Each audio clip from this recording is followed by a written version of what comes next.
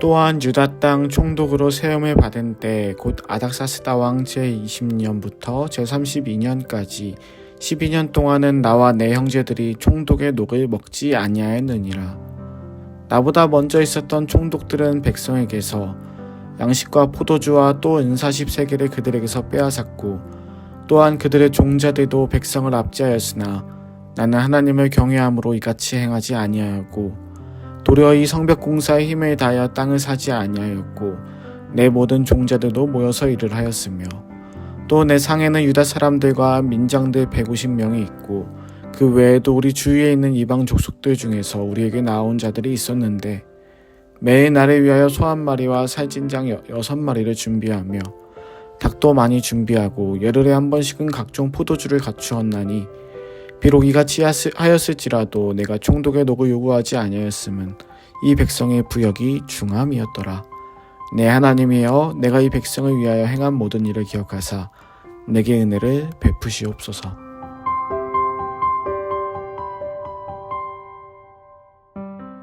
평안을 바라는 아침입니다. 오늘도 예루살렘 성벽 공사 현장의 이야기를 계속해서 살펴보겠습니다. 오늘 본문은 아니었지만 5장 1절을 보면 이스라엘 백성들이 원망합니다. 이유는 간단해요. 우리 좀 먹고 살자. 한 손으로는 성벽을 지어야 했고 한 손으로는 병기를 들고 대비해야 했던 백성들이었습니다. 어제 살펴본 것처럼 이들은 고된 노동 속에서도 불평하지 않았습니다. 그러나 오늘 본문에 들어 불평하는 장면이 나옵니다. 느헤미야가 확인해 보니 이는 동족의 우두머리급들, 귀족과 민장들이 백성들에게 높은 이자를 받고 있었던 것이었습니다. 그러다 보니 백성들은 세금은 세금대로 내고 노역은 노역대로 감당하는데 점점 살림살이는 줄어들어 포도원도 농장도 다 내놓아야 되고 자녀들도 종으로 팔게 되는 지경에 이르렀던 것입니다. 이에 따라 느헤미야는 귀족과 민장들에게 이자 받을 권리를 포기하도록 합니다. 그리고 백성들의 땅과 포도원을 다시 돌려주라고 했지요. 마땅히 취할 수도 있는 권리였으나 그것을 포기하게 하였고요. 그리고 느헤미야 본인은 다음과 같이 하였습니다. 14절입니다. 또한 유다 땅 총독으로 세움을 받은 때 곧 아닥사스다 왕 제20년부터 제32년까지 12년 동안은 나와 내 형제들이 총독의 녹을 먹지 아니하였느니라. 느헤미야는 총독이지만 그 자신의 월급을 포기했습니다. 무려 12년 동안 그는 총독으로서의 경제적 권리를 과감히 내려놓았던 것입니다. 그가 오기 이전에 있던 총독들은 전혀 그렇게 하지 않았습니다.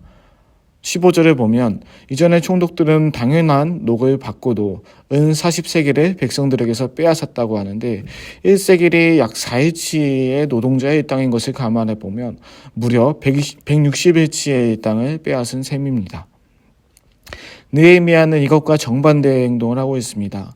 백성들의 것을 착취하지 않는 것은 당연하고 자신이 취할 녹도 받지 않으며 16절에 보면 땅도 안 사고 그 집안 사람들이 성벽 건설 현장에 뛰어든 것을 알 수 있습니다. 느헤미야는 어떻게 이런 선한 생각과 실천을 할 수 있었을까요? 18절에 그 이유가 나옵니다. 18절입니다. 매일 나를 위하여 소 한 마리와 살찐 양 6마리를 준비하며 닭도 많이 준비하고 열흘에 한 번씩은 각종 포도주를 갖추었나니 비록 이같이 하였을지라도 내가 총독의 녹을 요구하지 아니하였음은 이 백성의 부역이 중함이었더라. 느헤미야가 총독의 녹을 받지 않은 이유는 백성들의 노역을 보며 그들의 어려움에 깊이 공감하였기 때문입니다. 느헤미야가 이 마음을 갖게 된 이유는 15절을 보면 알 수 있습니다. 15절입니다. 나보다 먼저 있었던 총독들은 백성에게서 양식과 포도주와 또 은 40세겔을 그들에게서 빼앗았고 또한 그들의 종자들도 백성을 압제하였으나 나는 하나님을 경외함으로 이같이 행하지 아니하고. 느헤미야가 백성들에 대하여 이전 총독들과 다르게 행동한 이유, 그것은 그의 신앙 때문이었습니다. 그가 믿는 하나님은 선한 분이시기에 그는 하나님 앞에서 의롭지 못한 행동을 하지 않았던 것이죠. 그리고 오히려 백성들에 대한 사랑의 마음을 가지고 그 자신부터가 백성들의 일에 동참하고 자신의 권리를 내려놓았습니다. 우리가 믿는 예수님도 이런 분이십니다. 하늘 영광을 버리고 자신의 자리에서 내려오신 예수님은 자신의 피조물들에게 당연한 요구를 할 수 있었습니다. 좋은 궁전이 아닌 마국간에서 그러나 출생하셨고 병거가 아닌 나귀를 타고 입성하였으며 자신의 고난 속에서도 신적 권능보다는 우리와 같은 인간의 육체로 그 아픔을 건져내셨습니다. 그것은 그 자신부터가 하나님에 대한 신뢰가 있었기에 가능했으며 우리에 대한 관심과 사랑이 있었기에 가능했던 일입니다. 마치 느헤미야가 하나님을 향한 신앙 안에 살며 동시에 백성들에 대한 관심을 가졌던 것처럼 말입니다. 그렇다면 오늘 말씀의 적용점은 너무나도 확실한 한 가지입니다. 때로는 사랑을 위해 우리의 권리를 내려놓을 수 있다는 겁니다. 내가 정당한 말을 할 수 있다면 사랑하기에 하지 않을 수 있고, 내가 정당한 보상을 요구할 수 있지만 사랑하기에 오히려 나의 것을 나눠줄 수도 있는 것입니다. 우리에게 먼저 그렇게 해주신 예수님처럼 말입니다. 물론 세상을 살면서는 이러기가 참 어렵습니다. 자신의 권리는 당연하고 오히려 세상은 이보다 더 큰 이익을 취하고자 남의 권리조차 빼앗는 착취가 오늘날에도 참으로 많이 일어나니까요. 느헤미야도 이런 어려움을 겪었던 것 같습니다. 그래서 오늘 본문의 마지막에 들어 느헤미야는 하나님께 기도합니다. 하나님, 제가 지금 처한 상황을 봐주시고 선한 일을 행하시옵소서라고 기도합니다. 세상은 이전 총독들처럼 행동하는 것이 당연하다고 이야기하지만 느헤미야 자신은 세상의 주관자이신 하나님을 믿기에 그러한 부정을 저지를 수 없다는 것이지요. 그래서 우리는 무엇인가를 요구하는 기도보다 하나님께 우리의 마음을 드리는 기도를 할 때도 필요합니다. 말씀 안에 정직하게 살려하고 사랑으로 나눠주며 살려야 하는데 세상은 이것과 반대의 논리로 흘러가니까요.